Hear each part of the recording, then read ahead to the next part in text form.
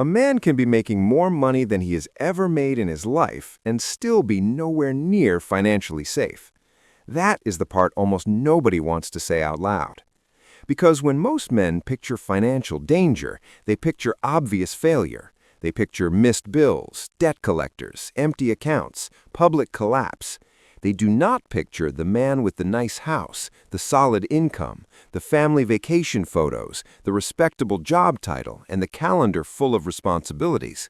They do not picture the man who looks like he made it. But that is exactly where the real danger often lives. A lot of men in their 50s believe they are entering the most secure phase of life. The hardest years are supposed to be behind them.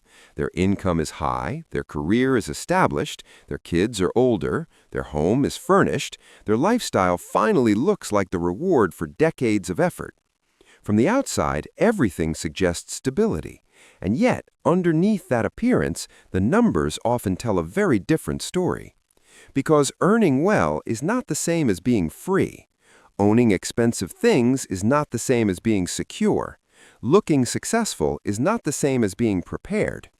You can have a strong salary and weak savings. You can have a beautiful house and almost no flexibility. You can have a full life and still be one downturn, one health issue, one job loss, one family crisis away from discovering that what looked solid was actually delicate the entire time. That is the trap. Not obvious financial failure, not recklessness, not stupidity. A life that looks completely under control while quietly becoming more expensive, more rigid, and more vulnerable every single year. And what makes this so dangerous is that it does not feel dangerous while it's happening. It feels earned. It feels normal. It feels like maturity. It feels like the natural result of working hard for 30 years and finally allowing yourself to live a little better. That is why so many men miss it. They think they are moving closer to freedom, when in reality they are building a life that becomes harder and harder to carry. The obligations grow, the margin shrinks, the recovery time disappears, and by the time the pressure becomes visible, the choices are no longer easy. So if you're in your 50s or heading there, this is the decade where you need to stop measuring financial health by appearances. Because the danger is not that your life looks broken. The danger is that it looks fine. In this video, I'm going to show you the 4 financial traps that catch men in their 50s, not because they were careless, but because they built the kind of life everyone told them to build. Your 50s feel like they should be the safest decade of your financial life. In reality, they're often the most dangerous. Because this is the decade where mistakes stop being temporary. You have less time to recover, your expenses are usually at their highest, and retirement is close enough to matter but still far enough away to ignore for one more year. That's what makes this period so risky. The margin for error gets smaller fast, but most men are still living as if they have plenty of time. And that's exactly why the next few traps matter so much. They're easy to miss when income is strong, but they get brutally expensive when time runs short. If you want, I can also make it even tighter and more punchy. Here's the image I want you to keep in mind for the rest of this video. Velvet handcuffs. They look soft, expensive, deserved. A bigger house, a nicer car, private school tuition, club dues, a lifestyle you worked hard to earn, the reputation that comes with being the reliable provider, the successful one, the man who has it together. That's why they're dangerous. They do not feel like traps. They feel like proof that your life is working. But the moment income drops, the market turns, your health shifts, or family pressure hits, those rewards start behaving like restraints. They limit your options, raise the cost of every decision, and make it harder to move when you need to move fast. Every trap in this video is a different form of velvet handcuffs. The first trap is lifestyle lock-in. Something changes in your late 40s and early 50s. You stop thinking like a builder and start thinking like a protector. The question is no longer, how do I create more freedom? It becomes, how do I hold on to everything I've built? That sounds mature. It sounds responsible. It also gets expensive very quickly. Because a high income can hide a weak financial structure. A payment going through every month doesn't mean it's harmless. It just means you can still carry it for now. And over time, those fixed costs start crowding out the one thing that actually matters, which is your ability to save, invest, and create room to breathe. Take someone like David, 52 years old, earning well into six figures. He has the house, the car lease, 2 tuition payments, multiple subscriptions, family expenses, and a few luxuries he tells himself he earned after decades of hard work. On paper, he looks successful. In reality, most of his take-home pay is already spoken for before the month even begins. And that is the real problem.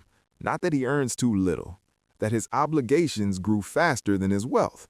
That is how men get trapped in their 50s, not through one reckless decision, but through 20 reasonable ones stacked on top of each other.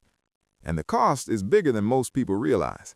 Take just one extra $800 monthly expense and invest that instead for 25 years at a solid market return. You are looking at hundreds of thousands of dollars that could have gone toward freedom instead of lifestyle maintenance. That is what makes this trap so dangerous. It feels like success, while it is quietly reducing your options. And if the lifestyle trap slows your progress, the next trap can destroy the plan altogether. The second trap is fragile retirement math. Most people think in averages: average return, average growth, average outcome. But retirement does not break because of averages. It breaks because of timing. If the market drops early in retirement, the damage is much worse than most people expect, because you're not just watching the balance fall, you are withdrawing from it while it is down. And once that happens, the recovery on paper does not fully repair what was lost in real life. That is where a decent-looking plan starts to come apart. Think about someone like Mark, 55 years old. He has a financial advisor, a respectable retirement balance, and the general feeling that he's probably on track. He gets regular updates, sees charts, hears reassuring language, and assumes the system is working. But he has never actually stress-tested the plan. He has never looked at what happens if the market falls hard right before or right after retirement. He has never calculated how much damage fees are doing over time. Advisory fees, fund costs, insurance layers, small percentages that sound harmless but quietly eat six figures over a decade or two. And that is the emotional trap. He feels protected because he's being managed, but reassurance is not the same as protection. A neat quarterly report can make a weak plan feel stronger than it is. If you're getting value from this, subscribe. And then comes the part almost no retirement plan models properly. Life hits from 3 directions at once. The third trap is the midlife financial squeeze. This is where the pressure stops coming from one place and starts arriving all at once. First, aging parents. Their costs rise, their savings often fall short, and the son who was already supporting his own life becomes the backup plan. What starts as helping out turns into a recurring monthly burden. Then, adult children. College, rent, emergencies, delayed independence, extra support long after you thought the expensive phase of parenting would be over. A lot of men in their 50s are still financing the launch, not the childhood. And then there's late divorce. This is where the damage gets brutal. Assets are divided later in life, retirement accounts get split, the house becomes a financial event, legal costs pile up, and the time available to rebuild gets much shorter. Now put all 3 on one person. Mark is helping his mother financially. His oldest child is about to start college, and at the same time, his marriage is under strain and moving towards separation. Suddenly, what looked like a manageable financial life starts collapsing under the weight of normal, recognizable pressures. That's the point most men miss. The problem is rarely one catastrophic mistake. The problem is multiple reasonable pressures arriving at the same time. And once they stack, the math changes fast. But even after all of that, there's one trap deeper than the math. The fourth trap is the status and identity trap. By your 50s, you're not just earning money, you're protecting a version of yourself. The executive, the business owner, the provider, the expert, the man people expect to have things figured out. That identity carries weight, and maintaining it gets expensive. Because status is never just one purchase, it becomes a pattern.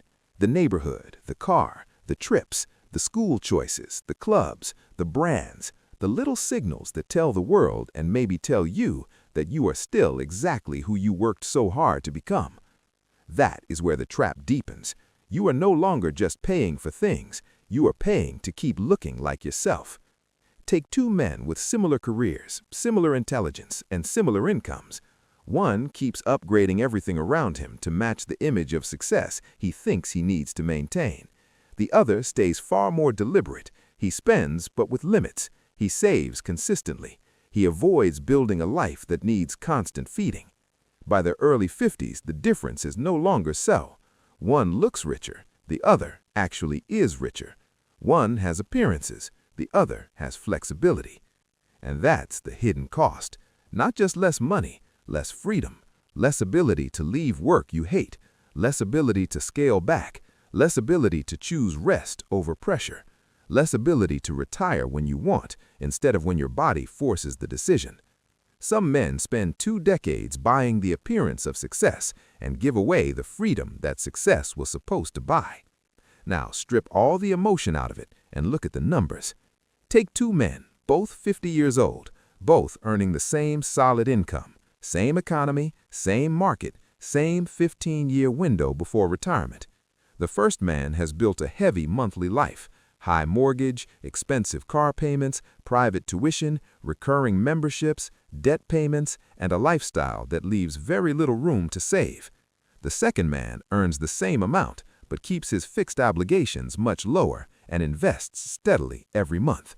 Over the next 10 to 15 years, the gap becomes enormous. The first man may still look successful from the outside, but his savings barely compound because there is not enough left to invest. The second man gives compound growth something to work with year after year. By 65, one man has built real retirement income, the other has built a financial cliff. That is the part people resist because it sounds too simple, but it is simple. Same market, same income, different structure, completely different future. Income matters, but burn rate decides whether income turns into freedom or disappears into maintenance. And this is where the story should not end in defeat, because a man can wake up late and still change the outcome. Mark finally does what most people avoid for years. He stops pretending the old setup is sustainable. He downsizes. He cuts fixed expenses aggressively. He moves away from expensive financial management and rebuilds around lower-cost investing. He starts using tax strategy more intelligently. And, most importantly, he stops lying to himself about the timeline. He accepts that retirement may happen later than he hoped. That is painful, because course correction in your 50s is not just financial, it's emotional. You are not only cutting costs, you're letting go of pride, comfort, and parts of the identity you got used to protecting. But that pain is still better than panic. Mark does not magically erase the damage. He does not jump from behind to secure overnight, but he stops sinking, and that matters a lot. Because once a man lowers the pressure, gets honest about the numbers, and rebuilds around flexibility instead of appearance, the future starts to open again. So here's what to do now, and it needs to be concrete. First, calculate your real floor. Add up every fixed obligation in your life: mortgage or rent, car payments, insurance, tuition, debt payments, family support, memberships, and any recurring cost that shows up whether you feel rich or not. That number is what your life costs before you even begin living. And if that number is eating too much of your take-home income, the issue is not discipline, the issue is structure. Second, stress test your retirement the hard way. Do not use a smooth, optimistic line. Assume the market drops early in retirement. Assume the bad years come first, not later. Then see if your withdrawal plan still holds. Because if your plan only works in ideal conditions, it's not a plan, it's wishful thinking with numbers attached. Third, audit every financial drag in your life: advisory fees, fund expenses, insurance layers, tax inefficiency, anything that quietly skims growth away from your future. A small annual percentage does not look dangerous in the moment. Over 10 or 15 years, it can become tens or hundreds of thousands of dollars. That's the final lesson here. Most men do not get trapped because they were foolish.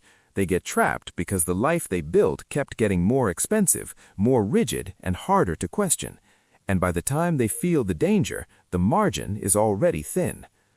The men who reach their 60s with real freedom usually are not the men who looked the most successful in their 50s. They're the men who cut the drag early. They understood that many rewards were actually obligations in disguise. Most men do not fail because they were lazy. They fail because the life they built looked too respectable to question. That's why velvet handcuffs are so dangerous. They feel soft, attractive, and easy to justify. You don't notice the trap until you try to move. And that's the truth. Freedom in your 60s is decided by what you're willing to cut in your 50s. There's still time, but not enough time to keep pretending a structure problem is a discipline problem.